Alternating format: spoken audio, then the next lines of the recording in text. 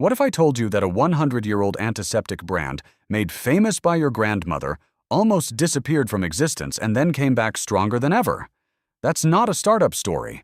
That's not a Silicon Valley fairy tale. That is Borolin. And what happened to it is one of the most powerful lessons in brand resilience, cultural identity, and the sheer stubbornness of consumer loyalty. Stay with me, because by the end of this video, you will know exactly how to use this lesson in your own business. Welcome back to 10-Minute MBA, where we break down real business cases so you can think smarter, faster, and sharper. Let's get into it. Borolin is an antiseptic cream that was launched in 1929 in colonial India.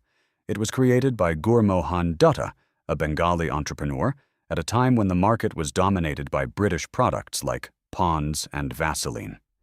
Here's what made it remarkable. Borolin was Indian-made, Indian-owned, and it was priced for the Indian consumer. It became a household staple, especially in Bengal, used for cracked heels, cuts, burns, and dry skin.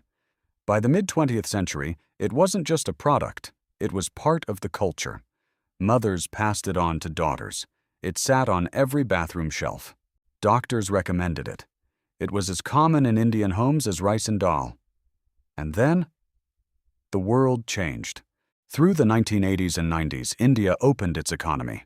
Liberalization brought in a flood of multinational brands with big marketing budgets, flashy packaging, and aggressive advertising. Brands like Nivea, Johnson & Johnson, and Himalaya stormed the personal care shelves. Borolin's management, by contrast, did almost nothing. No rebranding, no advertising push, no product innovation. The packaging looked like it hadn't been touched since 1940. The distribution shrunk. Shelf space disappeared. The company that owned Borolin, Gurmohan Dutta & Sons, was a traditional family business. They were risk-averse. They relied on what had worked before. They assumed loyalty was permanent. It isn't. Sales collapsed. Younger consumers didn't even know the brand. Retailers stopped stocking it. By the early 2000s, Borolin was a ghost, alive only in the memories of older generations. This is the classic innovator's dilemma for legacy brands. They confuse familiarity with loyalty and inaction with stability. Here's where the case study gets genuinely fascinating. In the mid-2000s, a strange thing started happening. Urban, educated, middle-class Indians, many of them in their 30s and 40s, started talking about Borolin. Not because of advertising, because of nostalgia. Social media, word of mouth, articles in Bengali publications. People saying, "Do you remember Borolin? My daddy used it. Can you still find it?" The brand had a dormant emotional equity that no competitor could buy. It carried cultural memory, and smart marketers understand that emotional memory is the most powerful purchase trigger there is. The company, and eventually the new marketing team brought in to revive the brand, made a strategic decision: lean into the nostalgia, but modernize the delivery. They kept the iconic green and white packaging, almost unchanged. That was intentional. It was the visual cue that triggered the memory. But they improved the formula, expanded distribution, and ran campaigns that directly spoke to the Bengali identity and to the emotion of coming home.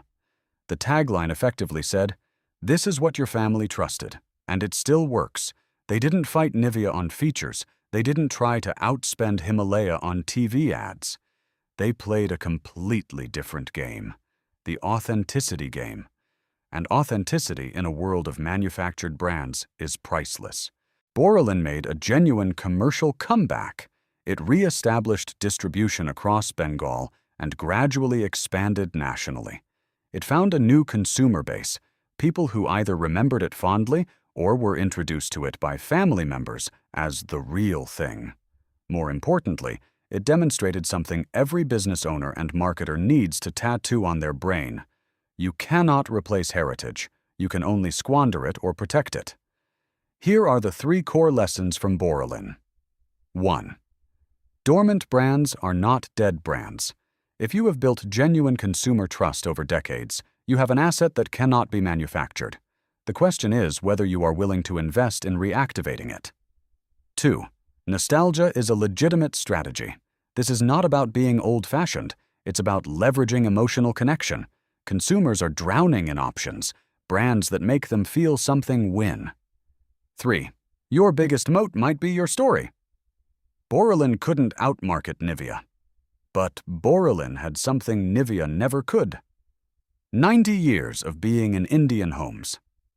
That story, told right, is a competitive advantage. If you're running a business, legacy or new, ask yourself this question right now. What is the emotional memory my brand is building? Not what features you have, not what your price point is. What do people feel when they think about you? Because when the market gets crowded, and it always does, the brand that wins is the one that feels like home.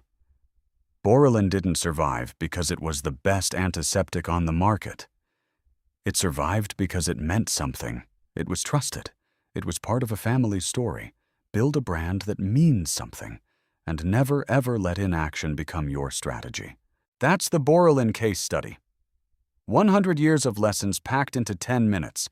If you found this valuable, here's what I need you to do right now. Hit subscribe, because every week on 10-Minute MBA, we break down a real business case just like this one. No fluff, no jargon, just sharp, actionable insights you can use. Drop a comment below. Tell me, which brand from your childhood do you think deserves a comeback? I read every single one. And share this video with one entrepreneur or marketing professional in your life who needs to hear this message. One forward can change how someone thinks about their brand forever. I'll see you in the next one.